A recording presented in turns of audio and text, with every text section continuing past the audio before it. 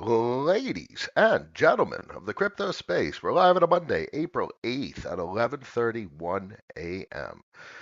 I start with current events. This is stuff that's just on the timeline. It's very important to always be aware of your surroundings and what's going on in the world. And frankly, Twitter news, albeit a lot of stuff in threads, can be quite misleading, subjective, opinionated, of course. But broadly speaking, the themes and the core of what is being told to us is meaningful, and especially to process with regard to our expectations. We need to understand what the hell is on the horizon with regard to volatility. And the better we understand what the hell can play out, the more comfortable we will be. I said years ago, I'm going to be in this time period, this cycle, more comfortable than ever, including anything that can come. What can I do? All I could do is what I understand. So there's a great deal of complexity always ready to drop. Now, the most important thing that I could leave you with for context on anything that may play out, the entire global financial, oh my, Twitter, the entire global financial system is always ready to implode, whether there's a geopolitical conflict or not. It has a capacity to implode for countless reasons. Someone forgot to pay a bill. Someone left the lights on. So, as long as that's in the back of your mind with regard to expectations and you understand that the global financial system is a tapestry that is managed, it's a managed financial construct with geopolitical collusion left and right to keep the system running, to keep the lights on, to keep capital flows balanced. So fiat, foreign FX, foreign exchange, doesn't get too out of whack. Because it gets out of whack, countries start to teeter and countries start to have financial problems. And that's where we are. And we could get into macroeconomics, avoid that for the most part. There's a lot of complexity and it's always there. So right now, broadly, gold is screaming. And I don't mean price, because clearly price, but price doesn't mean shit. When matters is story. What the hell it means? It means it's very different. Now, it is different this time, and we will always say that. Always, it is different this time. And some things will be the same. There will always be things that are the same, and there will always be things that are different. And the system is structurally changing. That is basically consensus at this point with regard to the secular trend of higher bond prices and lower rates over time. The trend has been broken. The globalization trend has been broken. And that has resulted in very clear geopolitical tensions. And ultimately, those tensions are always around the management and availability of natural resources. It's always a fight over territory and natural resources. It's what everything reduces to. You peer through the bullshit to find the basis, the common denominator of how everything works and what connects everything. And that gives you the foundation for understanding how everything works and why everyone does everything.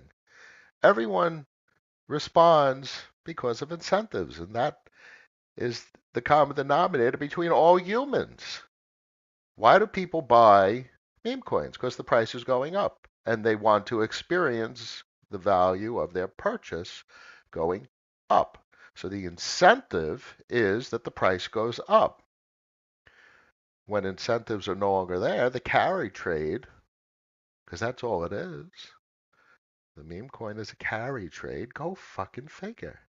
It's the exact same incentive, or at least a comparable incentive, as everything else. The difference is what your expectation is. With regard to interest rates, if your expectation is an ROI, an APR, you clearly know that you want to make more than you're spending borrowing.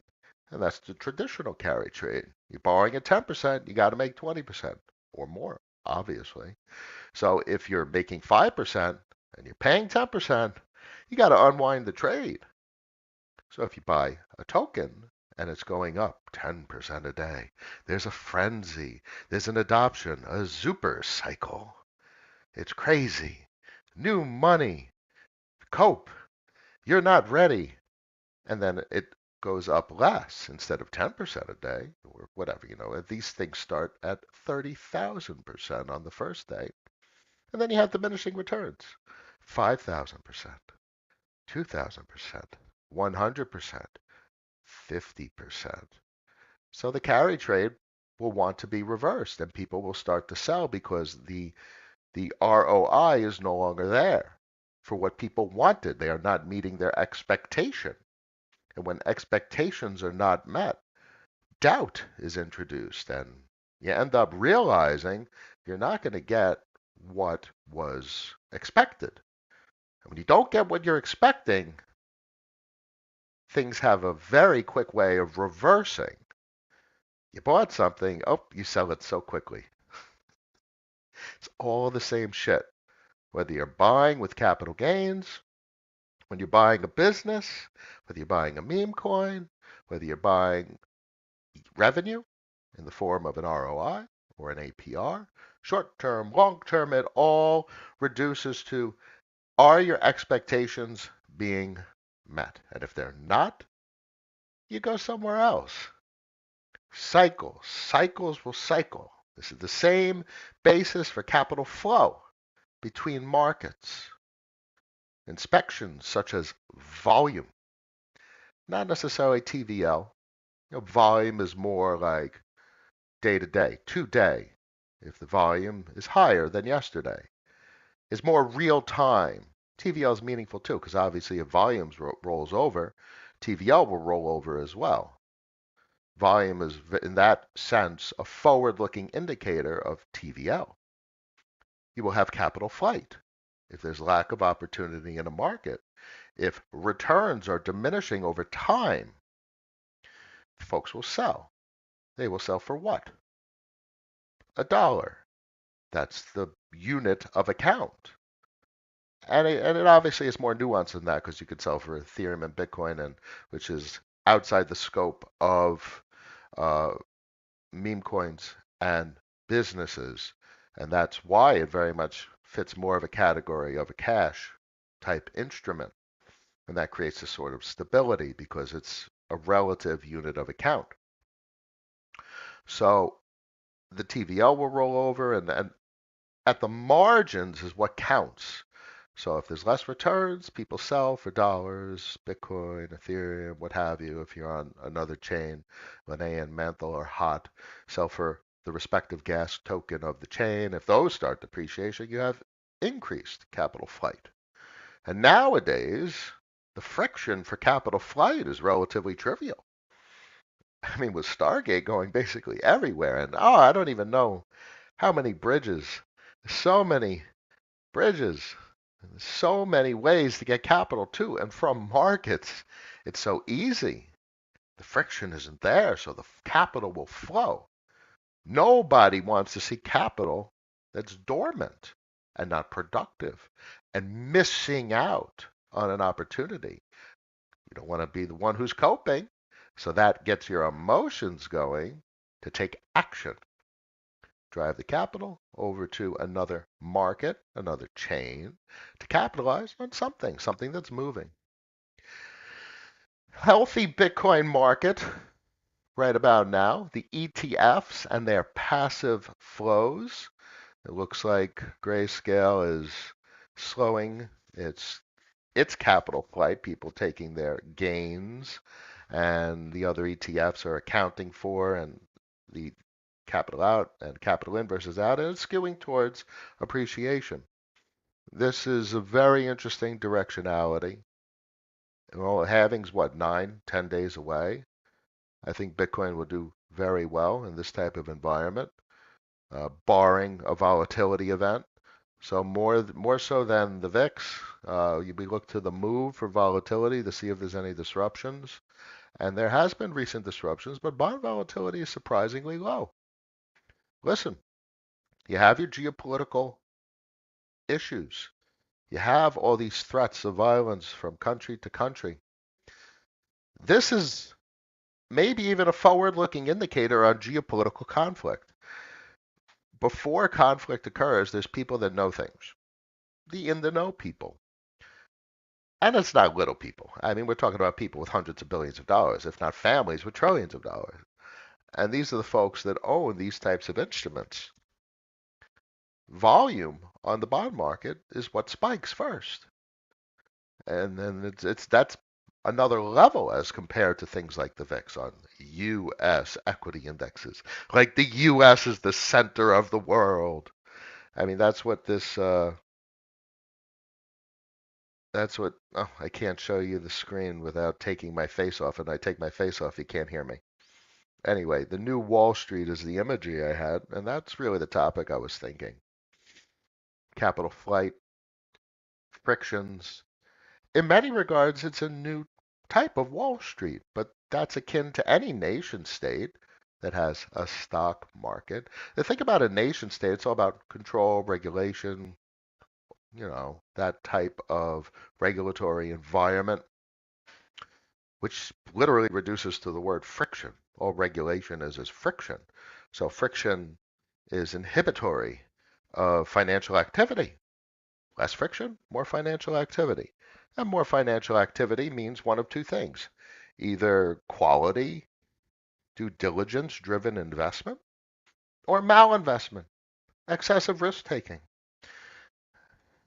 And then what does the human being do? They sure as hell take a shitload of risk. And the more risk in an environment, the more opportunity. And that's why the crypto markets have been doing what they're doing. Incredible volatility, incredible risk, but amidst a backdrop of infrastructure, amidst a backdrop of exchanges that are conceptually akin to the New York Stock Exchange and NASDAQ, they serve the same function with less infrastructure. Clearing houses, settlement. Oh my. We're talking about instantaneous settlement, no third-party clearing houses. It's more or less software-driven P2P, person to person. It's the ultimate simplification of a market with technically zero regulation. And that friction, that regulation only gets introduced when you have capital flow from these markets to a regulated market. And that's what is. And everyone's clamoring for control. Every nation state thinks they could fold it into the regulatory regime. And we've seen what they've been able to achieve thus far. It's the OFAC compliance probably, and that's powerful. But the problem is you can't throw everyone on the terrorist watch list. And you can't shut down the ramps because then you get labeled a socialist. Oh, they want to control everything. They want to shut everything down. Government, I mean, especially still in the U.S., and that's really the argument for the U.S. versus the rest of the world. The U.S. is still the cleanest shirt in the global shit scene of control, trying to keep social order via often socialist measures. If if the government goes against, I mean, it happens in Europe as well. I mean, France is really good at throwing shit around, and you've seen the news. They're really good at throwing actual shit around. Those farmers aren't fucking around. It's quite impressive, actually. But the United States is also quite capable of protesting to the point where it's not a protest; it's a flat out no. So I don't think we've gotten to that point of social unrest. And I think at the root of all sentiment, the government still knows what this population is capable of. So that's just interesting. It's interesting to understand, the compositions of these societies and what these peoples, us, are capable of. Who has the power, people or the government? In the end, it's always the people, no matter what. Um, so these markets are not stopping. These markets are expanding like I've never seen before. We've never seen anything like this. And that's speaking twofold as a 40-year-old human being living in meat space for all these years, and also as a veteran of crypto markets. We've never seen anything like this pre 2020. None of this existed. There was nothing in 17 and 18. Everything rolled over. And we've looked at the data of why everything rolled over in 18 and 19. We have a good understanding of that from a macroeconomic perspective at this point. But this is all brand new. It's an absolute Cambrian explosion of financial markets. Every exchange that pops up, that does well, that reaches that critical threshold of consumption, is significant. It's meaningful because we've talked to great lengths about what is in the lead remains in the lead, and it is almost impossible to disrupt the status quo. So that's the biggest opportunity I see in these markets, is to see what is going to be dominant early, and the earliest, earlier the better. And because once it becomes dominant, it's very unlikely to get disrupted. Now, a great example of a market where the opportunity was it's still there, but let's break it down. It's very important to understand this. There's a lot of financial activity on Base, and it's going to be a big deal. Coinbase has integrated Coinbase Wallet. The potential is absolutely tantalizing and exciting. If it goes 10x on the money, it's $7 billion. That's a big deal. And you really need like a structural change to these markets, which is probably towards the end of the cycle, where top 100 are like double digit billions, 10 billion, 15 billion. So a 10x on the money is 7 billion. Now let's say it goes 20x on the money by here to the end of the cycle. I don't see that as unreasonable. I see it as opportunity cost, but that's another story because I'm late. And there is endless opportunities elsewhere to find such infrastructure on different networks.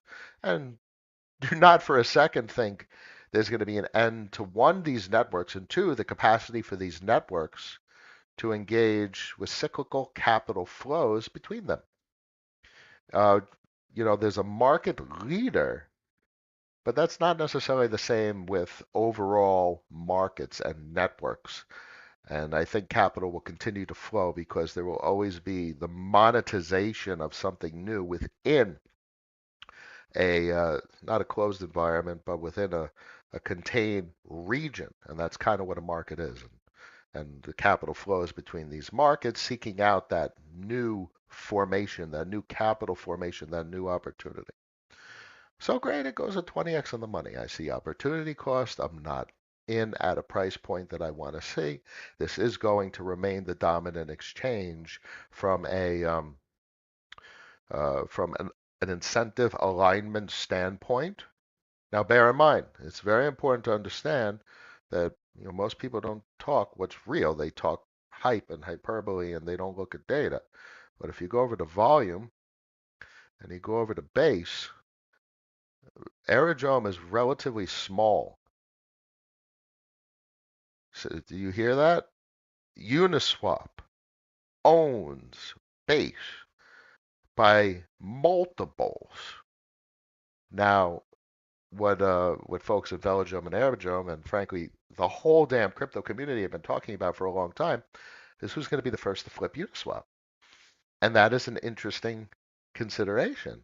And I think, is it inevitable? I don't like to bet on things like that, but I would like to think that Uniswap isn't dominant somewhere because there's no incentives. There's no alignment of incentives if you have no incentives. So Uniswap is lacking with regard to its capacity to serve the entire user base. Clearly, they're serving the consumer, facilitating a trade, and clearly they're serving the liquidity provider, facilitating the transaction fees, the infrastructure that creates the transaction fees. So that's meaningful. But there's so much more to what has come from exchanges, particularly with voter escrow and VE33 exchanges, which are clearly the talk of the town. Different alignment of incentives, and we've clearly discussed incentives drive all human behavior.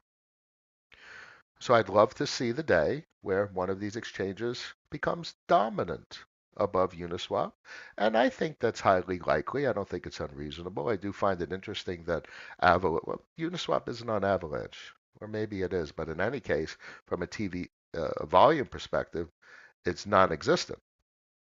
Trader Joe owns Avalanche. That's a whole other story. Um, so let's go back to base for a second.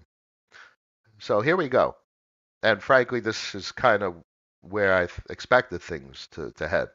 We had big volumes, 140% week over week, and that was a blow off top. And now and clearly it could be a higher low, and we see bigger volumes in the coming weeks. But as of right now, minus 16%.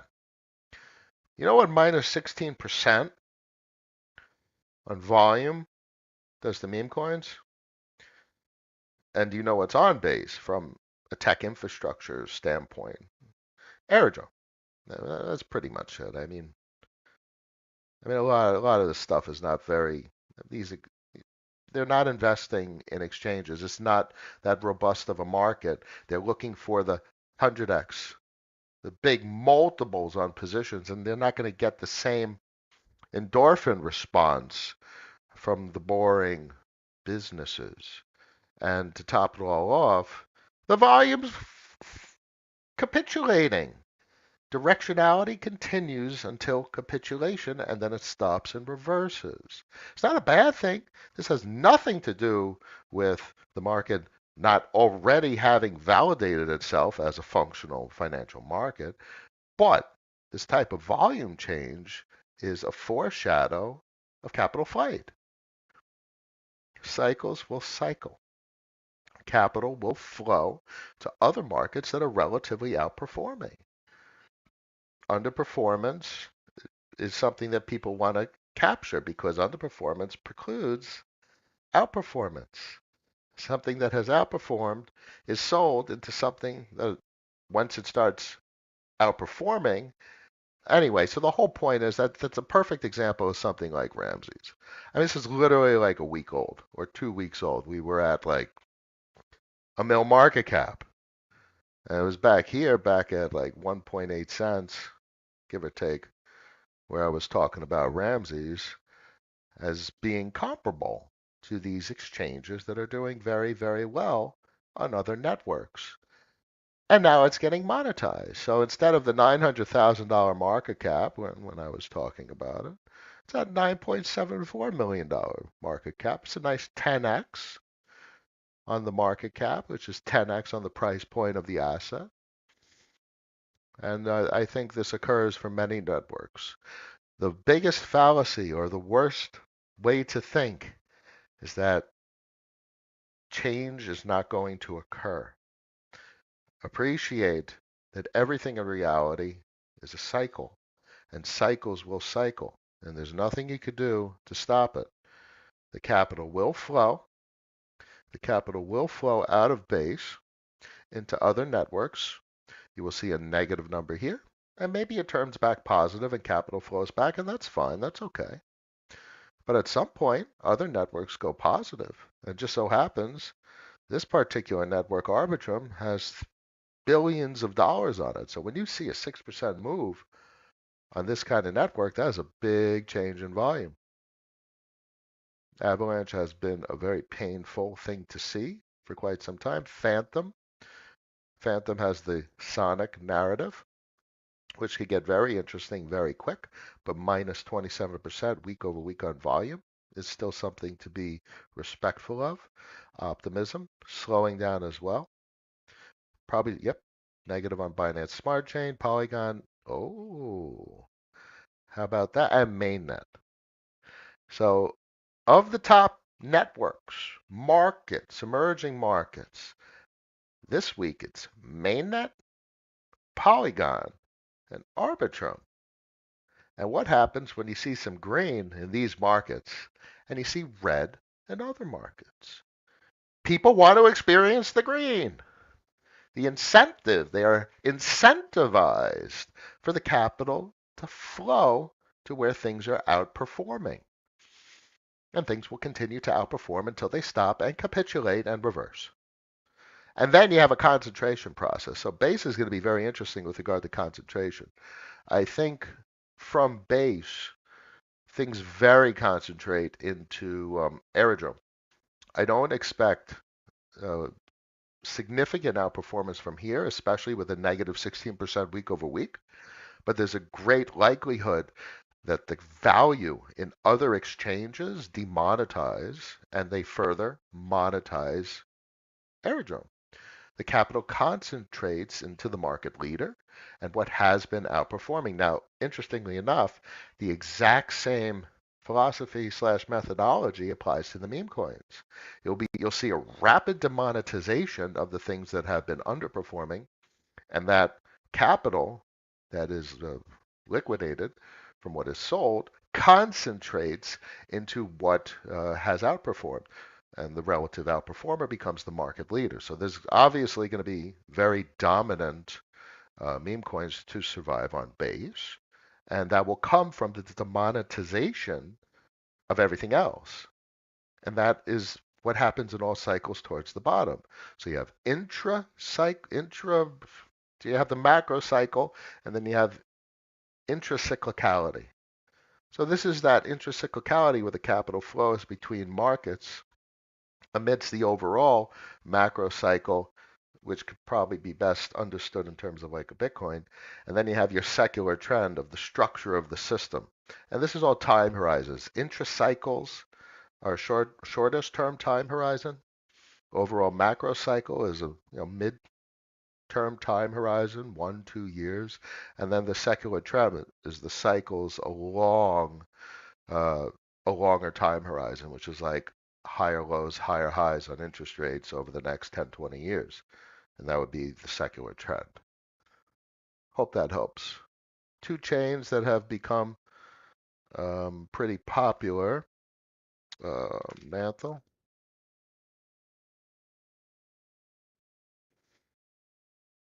Mantle has a minus 19% week over week, but it's very interesting because of Athena. And I had interest yesterday in Cleopatra, so that was a position that was taken. It's an interesting landscape, and it's not clear that Cleopatra is dominant, particularly with the presence of Merchant Mo, which is obviously an offshoot of Trader Joe, and they are the king of branding. Of many protocols in the crypto space, they have always been extraordinary with regard to branding and marketing. But this is a very contentious race. 1.48 mil versus 6 mil at the top. I think this is going to be interesting to see play out. But it's very low stable, low depth of capital on the market. So I think this is very nascent. It's literally 15 mil in the market. So this could easily experience significant volatility in price points, but it's an interesting network. And that's where things start. And this is like going out on on on a hike to see what the hell is going on out there. You have to understand what is going out in the markets to see what kind of opportunities are potentially available down the road as the capital cycles between markets with regard to volume. And right now we see Mainnet and Arbitrum and Polygon catching a bid with regard to volume. And eventually that'd be nice to see um, the smaller networks get monetized a little bit more. Let's go over to another network. Monet is very interesting with the consensus narrative that I've discussed recently. And this is comforting. I didn't get a discount. And that's disappointing for someone like me. But I was able to time it reasonably well, and I figured, fuck it, might not get 100x, but or maybe it is 100x down the road. But the thing is, if I get 100x, some dude's getting 1000x. So I would have rather had the 1000x. So that's the type of thing I think about with regard to opportunity cost, and maybe I can get that kind of return somewhere else. That's why I'm so hesitant to take positions.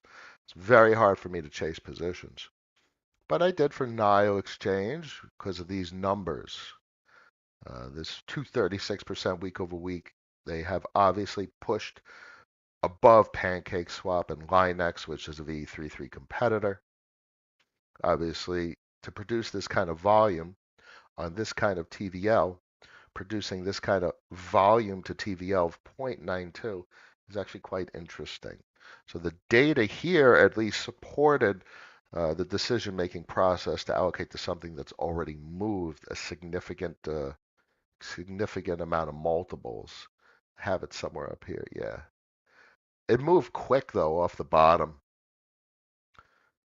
but it was, this is up a good 10x to now off the bottom, more 11 or 12x, and that's certainly a parabolic arc.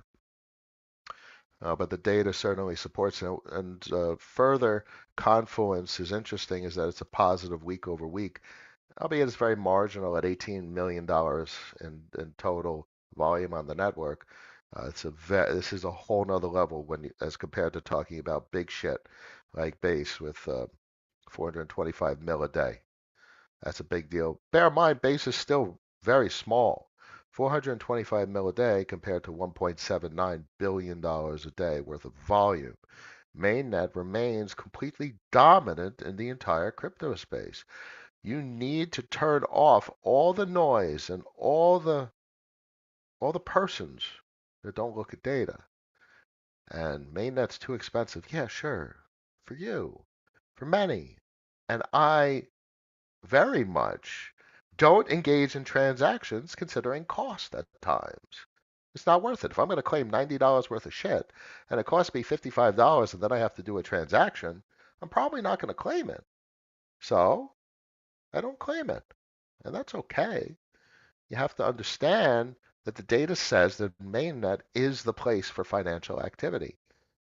Multiples more financial activity than even anything that comes close. Optimism is microscopic, 61 mil. Phantom, same as Base. Oh no, I'm sorry. Base has 400 million. Avalanche, microscopic. Arbitrum, 381 million. Seems like, with a positive week over week change in volume compared to Base, Arbitrum and Base are very interesting. Guess what?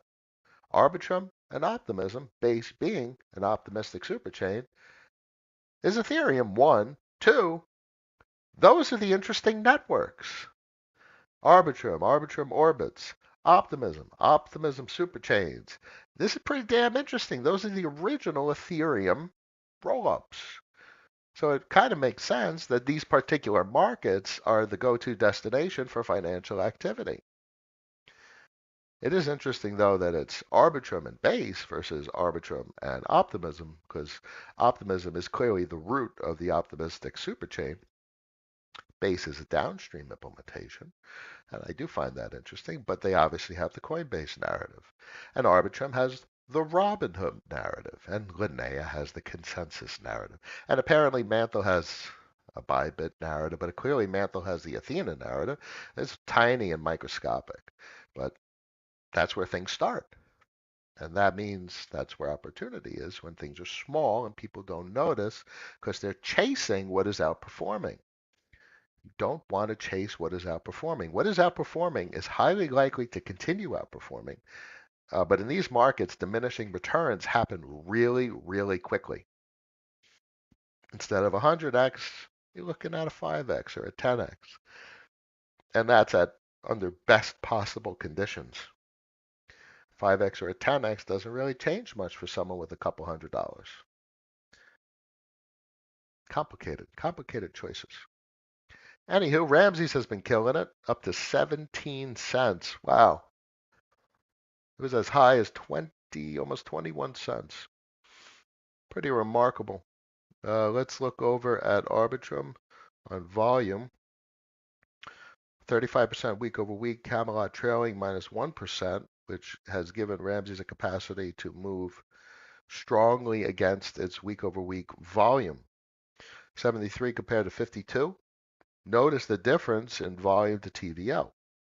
These VE3, particularly this team's VE3 implementation, is highly capital efficient. So there's plenty of VE33s all over the place. At one point, it was the largest fork protocol, maybe even larger than Uniswap. But at some point, a dominant expression of the technology emerges. And when you start to see volumes change, it's not just because of TVL. In this instance, it's quite because of capital efficiency. And this is all across all the exchanges. One, you see this team's exchange, this implementation, do very well. If you go over to, look at Airdrome, 0.092. If you go over to Optimism and Velodrome, 0.057. And bear in mind, Uniswap owns Optimism by multiples. So it's very mistaken to say Aerodrome's the biggest exchange on Base or Velodrome's the biggest exchange on Optimism. Uniswap owns those markets. And this real statement that Aerodrome has become like a de facto token of sorts for Base, that's great. It's a great statement, but that is not something that substantiates taking a position necessarily. Food for thought. Diminishing returns must be considered. Position size must be considered. And the potential multiples. Phantom of VE33's equalizer is a very strong expression, but there is something that stands out to me. 0.15 compared to solidly at 0.94. Solidly being contentious all hell, it does have the cross-chain implementation, does have the concentration of ownership with Roosh, but they put a lot of tech in. And all the controversy aside between the teams, the tech stack could be meaningful. So I am a bit up in the air about what plays out on Phantom. I think these exchanges, a FE33 finds itself as dominant. There is no Uniswap presence on Phantom. So there's a great chance for these types of exchanges, these VE33 exchanges, with incentive alignments that are very attractive, find its way to the top. And the question becomes which one? Where was the chain I was looking at where Curve had an interesting presence? Curve's doing very well in Arbitrum. So that's pretty interesting. You don't need to have presence on really any chain other than Mainnet. Mainnet is where the predominant amount of financial activity occurs. Uh, but, you know, it's good for them to remain competitive on the smaller markets, the marginal markets. And this is very good to see. 86% week over week. Obviously, they have a capacity to throw around financial incentives, drive activity, and that product is really evolving into dollars in a vertical, CRV USD, and an entire tech stack around it. In-house vertical, the entire vertical stack. That is really where I see it heading, and that's pretty damn interesting. Anyone on X or YouTube, throw your comments in the chat, and I will answer anything on your mind. Happy to talk about it. Let's have some fun. Let's hit the comments. Dance in the house. Good morning. No monad. Hey, Cap, thanks for these streams. I learned a lot. I remember last year you were talking about how the East BTC is forming a huge ascending triangle. Do you still see that as happening? It has been deviating to the downside.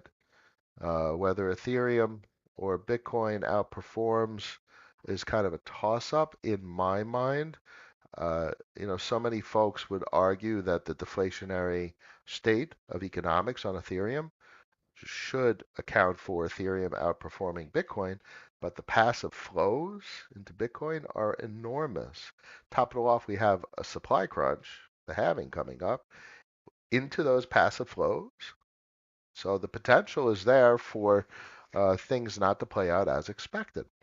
Albeit, smacked right into the monthly 100 SMA. So you get an aberration, a downside aberration for 6 months, a year. There is plenty of reason for anything you could possibly think to occur, which is why I've defined these alternative methodologies, this alternative framework for how to think about and how to look at markets. I pretty much categorize Ethereum and Bitcoin in the same way. Would I prefer Bitcoin or Ethereum in cold storage? Probably prefer Bitcoin for the reasons that even maximalists talk about. But I wouldn't really want to necessarily put it in cold storage because I would account for it from an FX perspective and respect the currency cycles. That is where I'm going to be heading behaviorally. And Ethereum is a great cash for these markets because everything is denominated in Ethereum. So if I'm buying anything, I'm usually thinking in terms of how much Ethereum that I have available as spending cash. I'm not thinking in terms of Bitcoin. Bitcoin, I think of exactly how Bitcoiners think about it. That's more of like a savings account versus a checking account. And there will be a time where that savings account has to be cyclically rotated to a varying denomination. It will underperform. And it's irrespective of a super cycle narrative, which is something that I think about a lot, where Bitcoin no longer has significant dips, 10, 20%, whoopie-doo. You don't swap to dollars for a 10, 20% dip.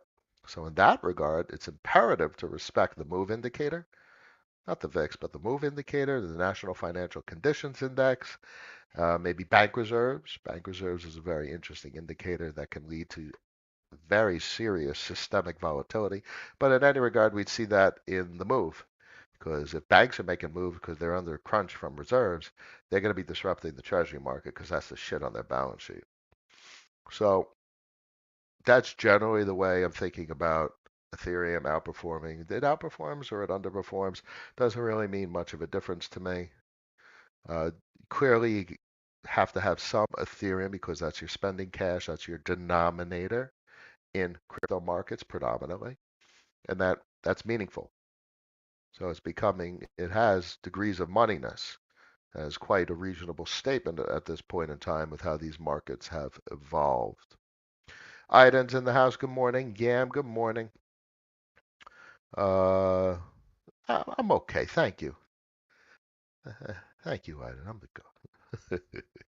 Best questions on the stream always. Few macro cues today. Always, always.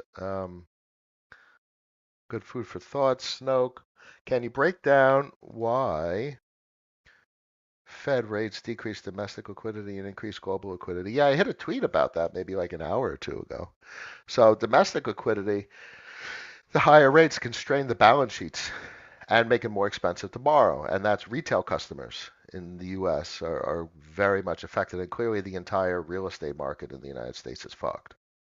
So that clearly slows financial activity. But go figure, I've talked to some home builders, not friends, like literally just the home builders in the area building the communities. And they're throwing around like 5%. And it's not from a bank, it's from them. So there's a lot of capital in the system, there's a lot of cash, and that's the private credit side of the market, not the banks. And apparently they got cash, and they're throwing around 5% interest rates, which is very, very palatable compared to prevailing bank rates. So that keeps the system going, and that's really where the system is skewed towards private credit versus public credit, or or whatever, vice versa. But the point being, uh, different sources of capital, and there's plenty of capital in the system. It's still a very inflated system, and that whole M2 contraction, yeah, that's part of the equation, but that's not the whole picture, the global tapestry of the currency supply. Um, but think about incentives. and collateral, and it's imperative to understand how money is used to print currency. So that's the international money printer, the historic Eurodollar market that I talk about so often.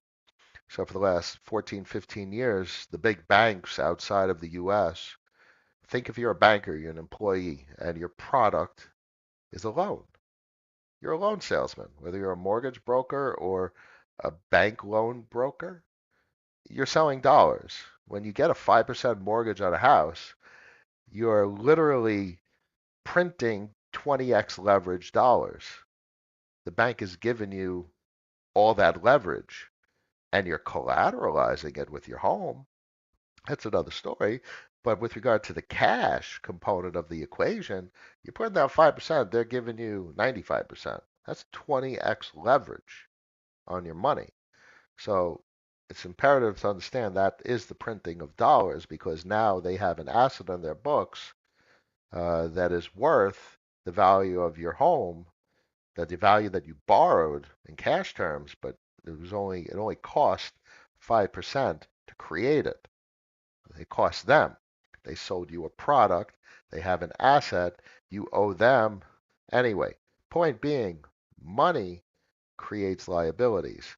So internationally, after 2008, everyone wants collateral. So if the collateral in the system is insufficient, lending and currency expansion slows down.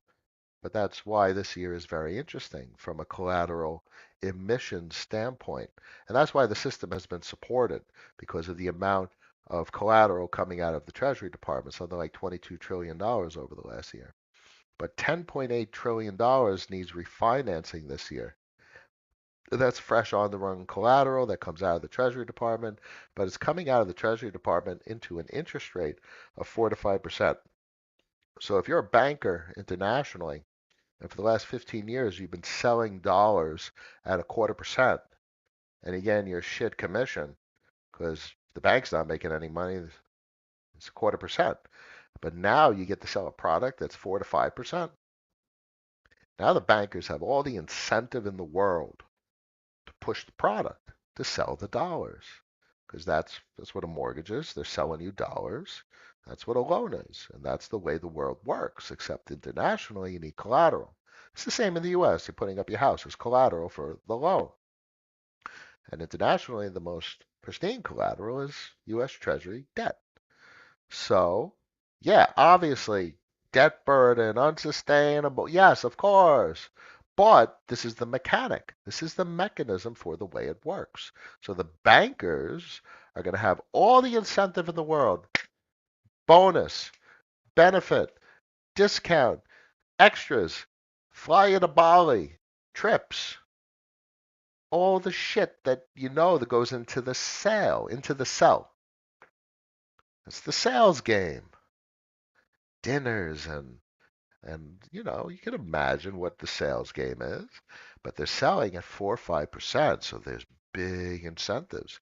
So this is the first time in 15 years that this has been the case. So I think broadly there's going to be a flood of collateral that's programmed into the system, into an interest rate environment that is going to offer relatively high incentives to sell these products. So we should have a global flush of liquidity heading into 2025 and in good parts of 2025. And this is obviously amidst the backdrop of fucking shit going down and hell breaking loose. But that's always the case. I hope that helps. Yeah. Uh, yeah, I hope it, I tell the story over and over again, but I'll keep doing that. And what currency treasuries are bought? Dollars, but I guess it depends because obviously regulated brokers are required to sell these instruments in a particular denomination. But that gets interesting when a private a private institution, a family office, or when someone eventually acquires them and they want to buy euros. If you or me have $100 million worth of treasuries and you want to buy euros, all right, that's the same as having a bunch of Ethereum in your account and you want to buy Mantle. You have something and you want to buy something. So you spend something you have to buy something you have. So it's as simple as that. And that's how treasuries get bought in other denominations and get expatriated outside of the US. Pretty simple. Hope that helps. If high interest rates If high interest rates increase global liquidity and global liquidity drives crypto, will interest rate cuts put pressure on crypto? I don't think they're going to be able to cut much. Consumer price inflation remains elevated. If anything, they're like, fuck, they don't want to raise anymore. But I think maybe if we're lucky, they get a 1/4% or a 0.5%. And frankly, that would probably be best case, because then that kind of loosens up domestic U.S. liquidity conditions and keeps international liquidity conditions absolutely flush. And that's what I've been saying, about 3.5, maybe 4%. Those are big numbers. I'm not sorry, 4.5, 5%. Those are massive numbers compared to historical values over the last 15 years. So no, it won't put pressure on crypto, not unless they do some sick shit like they did, going from 5% down to 1% or 0. I don't know. That doesn't make any sense. They kind of need to do it from a Treasury and U.S. government fiscal deficit spending perspective. Uh, but I don't think they would. It would be an absolute catastrophe from a consumer price inflation standpoint. Their mandate is to manage the real economy, and obviously, they finagle the financial economy through backdoor uh, methodologies and geopolitical collusion, certainly at the government level, the bureaucracy level. Um, but I think this is generally a very prime landscape for markets to continue marketing. So markets market when volatility is low. That's exactly why we look to the move indicator, because that just follows through. Knock-on effects into treasuries, into money, into fear, and capitulation, and everything we talked about when we started the stream. Once it stops going up, it starts going down. What is in motion stays in motion. Directionality persists until capitulation. So we're in very prime conditions right now for things to just continue in the direction they're heading. As long as the volatility in the treasury market remains low, we're actually coming into the start of the currency expansion cycle. Hasn't even started yet. Huh, fun fact, hasn't even started yet. All we've had thus far is a mean regression. The meme coin frenzy is certainly uh, part uh, of low volatility, but it's capital flooding back into crypto markets, and they're seeking out opportunities, and those are the opportunities that have produced the largest percent returns, and that's why they continue, and then until they stop. Um, but this is all just like water flooding back into a region that has been cleared. I said, oh, of course the water, and then the water is going to become level, but we don't have that expansion yet where things start to get frothy. The cycle hasn't even started. Let me find the comments. Maybe crypto is more driven by currency units in existence rather than global domestic liquidity. It's kind of the same thing. I mean, I know Mike Howe talks about liquidity in terms of balance sheet capacity, which is the capacity to create currency units. But it's kind of like the same phenomena. You need a capacity to print the currency units, since the currency units is what affects everything. So a capacity to print the currency units is kind of the precursor, and then you print them, and then the system experiences that adrenaline of financial activity. Can you break down the process of burning currency units and when that happens?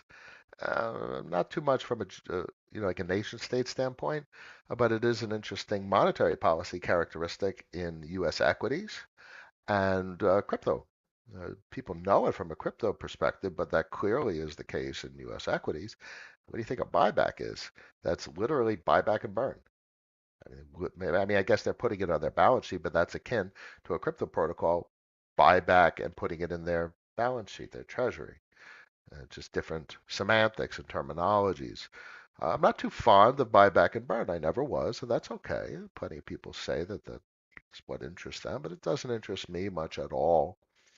I prefer a deterministic emission schedule, disinflationary monetary policy, and I think that works just as well, if not better, because hopefully that's immutable, and that means everything. So buyback and burn is kind of like governance driven, whereas a disinflationary emission schedule, that's literally just deterministic and is unchangeable. So to me, that means a lot. The determinism to me is what makes the new Wall Street, so much more interesting than the old Wall Street. Some days narration here, so Gigabrain it hurts. Thank you. Nine Ergonzola. I thank you and I apologize simultaneously. My wife tells me to always know your audience, and I've come to the point in my life where I have to be me, and this is how I talk. Thank you for listening. I hope it helps. Cap, there's a discrepancy between the market cap of RAM on CoinMarketCap. It's 2x the market cap. Text tools listing. Any ideas what that is? I don't know. To me, CoinMarketCap doesn't exist. Does it exist? I don't know. I don't know. Obviously, we used that back in the day, but ever since DeFi Llama and came online, I don't know. Maybe it's, I don't have a capacity to explain that discrepancy. But it sounds like it's a favorable discrepancy, so yay. You mentioned Nile. How do you think Linnea fits for his base ARB? I agree there's much more room for many L2s. Is the consensus connection you feel sets it apart from others? Generally, yeah, yes, yes, yes, and yes. And I discussed this earlier in the stream. Linnaea is very interesting. Consensus narrative versus Arbitrum and Robinhood and Base and Coinbase. That's very interesting. Linnaea is microscopic compared to anything. It's a marginal market at best. It's just almost non-existent with the amount of dollars that are on the network. But for something to become anything, it has to start somewhere, so that is intriguing from an early perspective. Bear in mind, there's little capacity to differentiate between being early and wrong. So you won't know you're not wrong until it actually occurs. So this plays into like calculations of position sizing and portfolio composition. Size accordingly. And maybe it's not worth it. Maybe there's not enough capital to attain an appropriate position size. Don't mess up the position sizes. If it's not an adequate position size, you can't take the position. You need to concentrate and have effectively sized positions, otherwise the portfolio suffers. You can't have a $10,000 portfolio and put $10 on Linnea and have it mean something. I mean, $10, you want to concentrate and do very different things. And it's complicated with regard to total portfolio size and how much capital you're overall working with. But the smaller portfolio, generally, the fewer positions you want to have and the more concentrated you want to be. The larger the portfolio, hopefully your larger positions are cash flow positive, which produce income, and you're able to buy things to expand the portfolio. It's much easier to make capital and earn an income the more money you have. It's easier to make money with money. Just is the way it is. Hope that helps. Tape Pusher, you must have a huge amount of voting to do every Wednesday. Oh my God, yeah. I've automated as much as possible. Like, I use the Warden from Paladin for, like Convex and Aura and stuff, and using Marionette for Thana. And so it's really just like I can't even vote really with the FXS currently too much. It's just not enough. Like I don't even claim it anymore. You can't claim $100 on mainnet anymore. But what else? Is Balancer to vote with, and Bunny to vote with, and those go through hopefully Warden, because then you don't have to claim them. Warden has the nice compounding feature. Uh, what else? Um, I mean, that's about it. It's Ram is voting and stuff like that. I look forward to hopefully a marionette from Hidden Hand for Ram, and that'd be very nice. And at this point, I'm really looking just to simplify the damn equation. Uh, I mean, look at these numbers though. It's very nice to see. $628,000 on curve voting. That's a lot of money. And they're big numbers.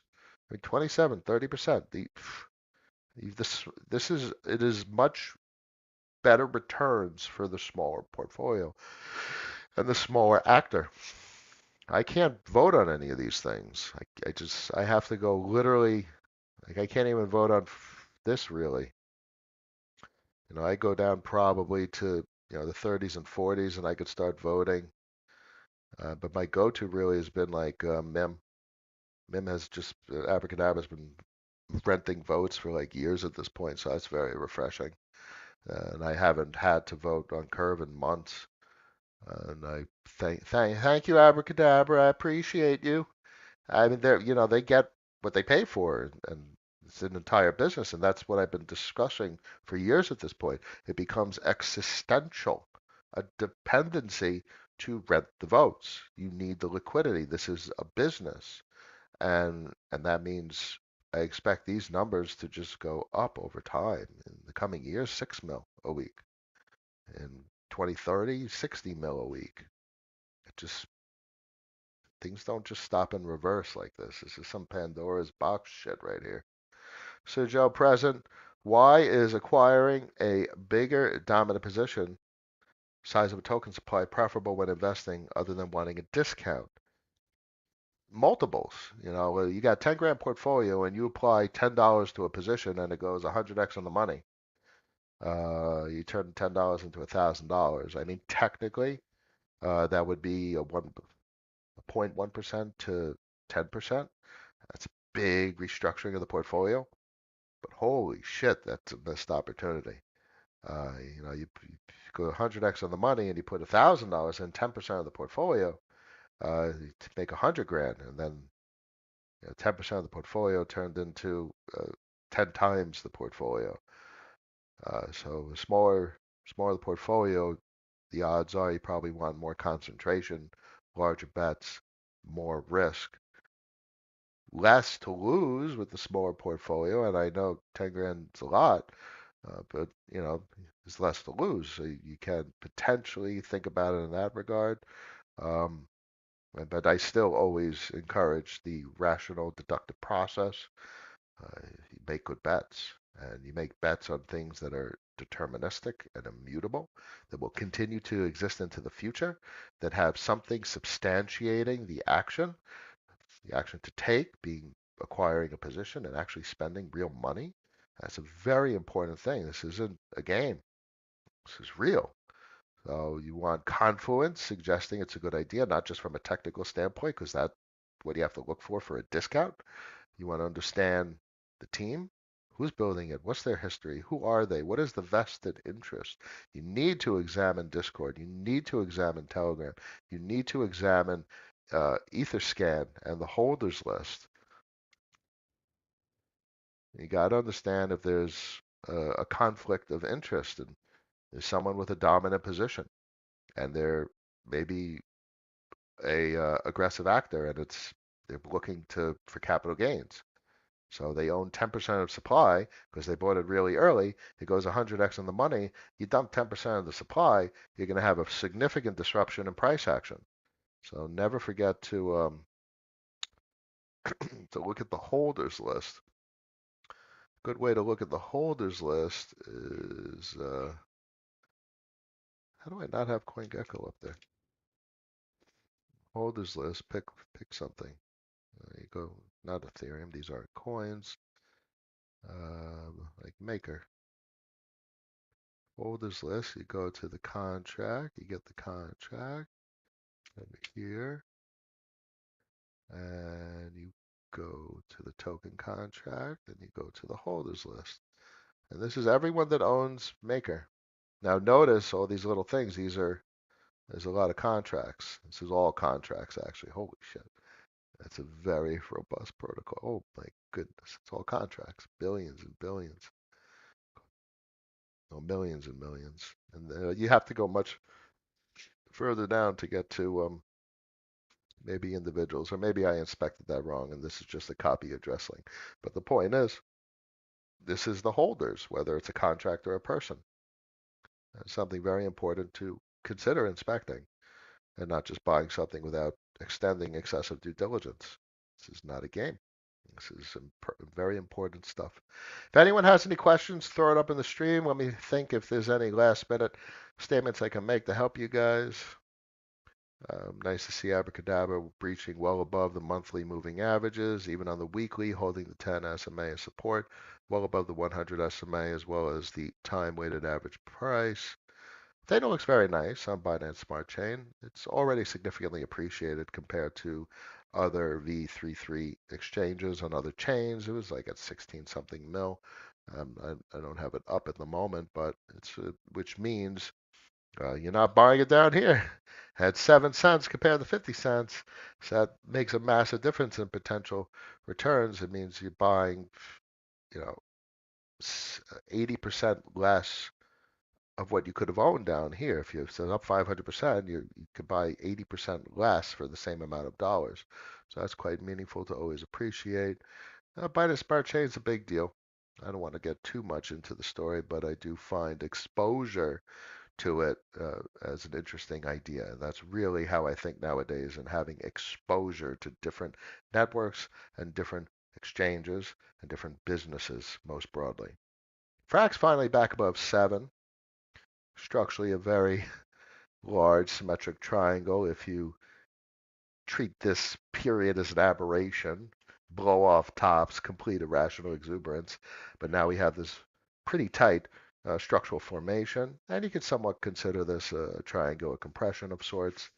I mean, the narrative pretty much indicates up over time, and just it's an interesting one to keep an eye on technically. I don't think much more of a discount comes into the picture. If you couldn't get lower, and the last, never mind, that's the weekly. Let's zoom out to give you guys a better perspective. If you couldn't get lower at the end of 2023, it pretty much invalidates the potentiality for these types of numbers. In 2022, if you couldn't get lower than here, and that didn't get you a fresh lower low, and you have higher lows over time, structurally is quite supportive of a growing holder set and higher lows over time. So it's quite comforting from a higher low price point standpoint. Curve finally back at 65 cents. Finally starting to push above moving averages. I mean, it's literally the first time in years that we're pushing above just the 10 SMA on the monthly chart. And we're literally interacting with the time-weighted average price. This is the first time in years. I mean, we did maybe in December of 2023 interact with the time-weighted average price of the monthly. This is the first time in years that we're finally starting to break above these moving averages. And it's expected, it's understood, it's a slow-moving protocol, price action, emission, so on and so forth. Whole story about why this is reasonable. But at some point, this is going to do what every other protocol does, and price action begets price action, and the flows change from selling to buying, and number go up. So it's finally getting to that point, so that's quite comforting. It's taken longer than almost everyone would have hoped, but at some point, number go up mode activates, just like with everything. Cycles will cycle. Big W down to $1. Got to go into like the 15 min to see this chart.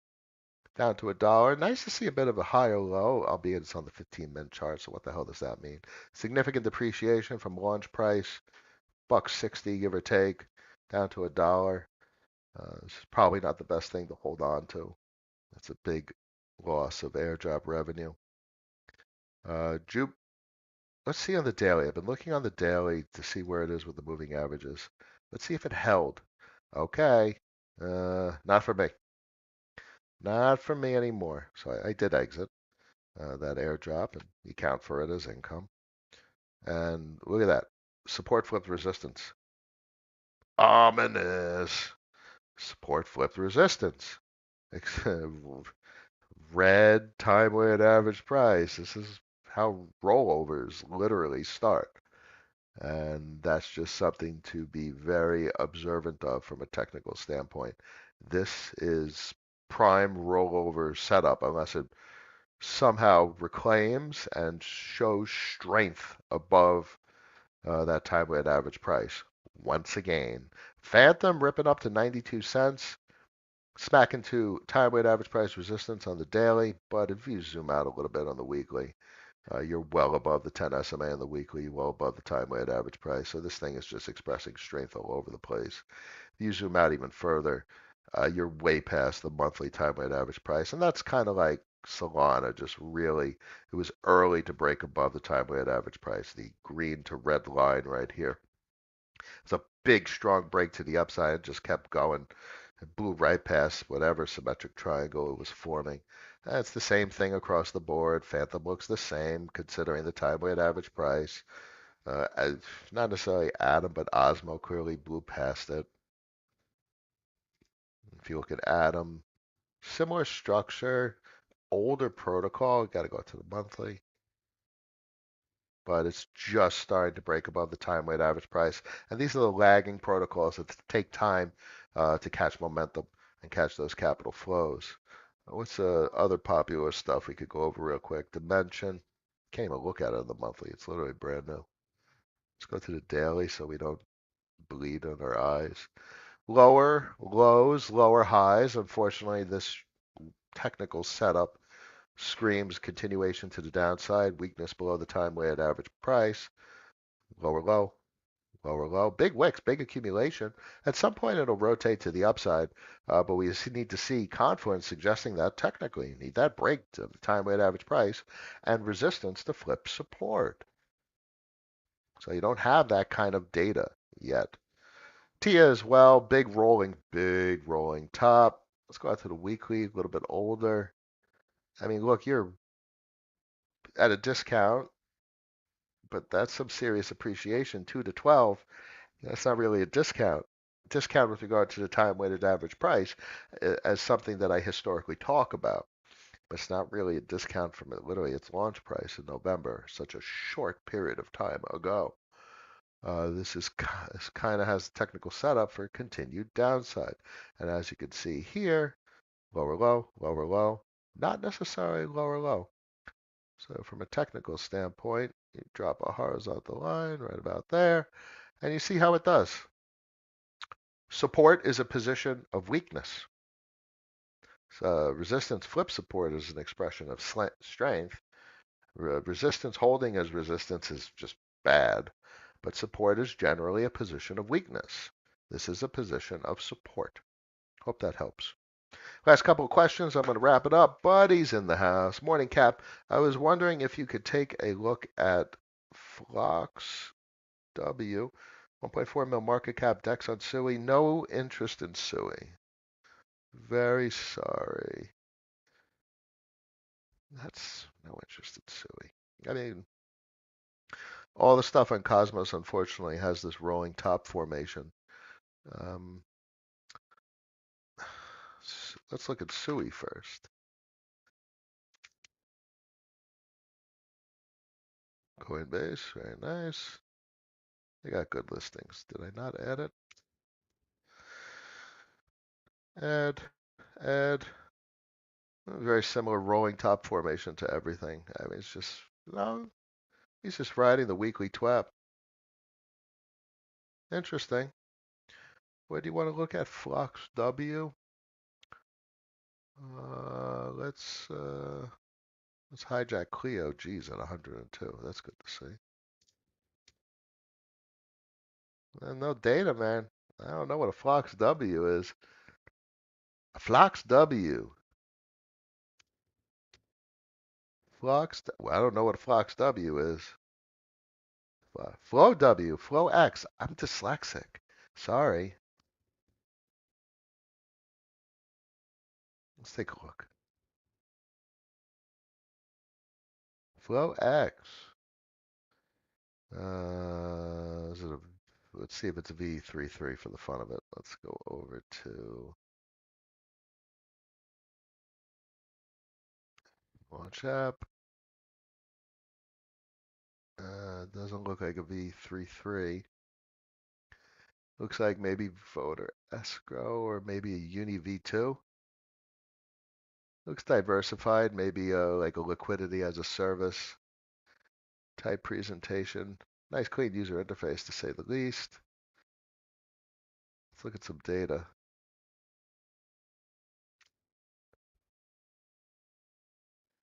Index volume and SUI. Well, here's all the data you need to know.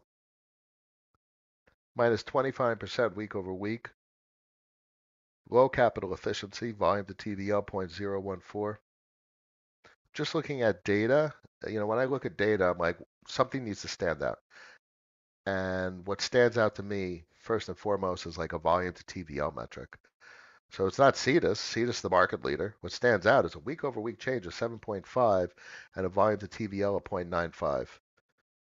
That stands out. So I would, from a SUI perspective, I'd be more akin or more likely to look into what this product is. And is it a product? It's got to be a product. Where the hell is the product? I don't want to see a white paper with the damn exchange. How's it doing that volume? Anyway, performance? Features? Oh my God. Okay, I'm not too fond of websites like this. Thank you very much. It's a DAX. It's a club style order book.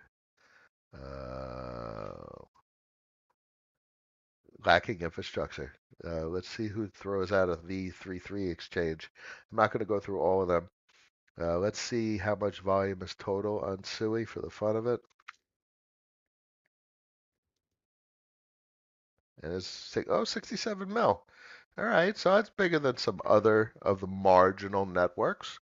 Minus 8% week over week. Expect continued depreciation across the network. Negative sum environment is going to depreciate. Positive sum environment is going to appreciate. Watch for appreciation on Arbitrum, Polygon, Mainnet. Watch for depreciation on base, minus 16% week over week. Depreciation on Optimism, depreciation on Avalanche. Very broad inspections, but very generally accurate. You always have outperformance because of concentration, and that's a perfect example of why Aerodrome can continue to outperform considering a minus 16% week over week decline in volume. Everything that is not doing well gets demonetized and the capital gets concentrated into Aerodrome. And it looks very good. There is all the likelihood with all that capital that flooded in chasing the meme coins dissolve, they get demonetized. The few meme coins do well. The capital concentrates into meme coins, the ones that are the outperformers, the ones that have the strongest community, and clearly the capital concentrates into Aerodrome over time. Anywho, hope that helps. Diego's in the house. Flow X, yeah, that's probably my bad. I'm a little dyslexic in that regard. Anyway, Monday, April 8th, everybody. 346 people made it to the end of the stream. I appreciate each and every one of you as we enter the currency expansion cycle at some point. This is the time to understand a little bit more how money works and how money prints currency and how dollars are currency. It's not even money. The better you understand this stuff, you understand why these products are really interesting and why it's really a new Wall Street in many regards. A Wall Street accessible to all nations of no nation. Quite extraordinary. So I look forward to continuing this conversation with you guys later this week. As always, I will see you Wednesday. I wish you all a wonderful day, and I will see you then. Peace.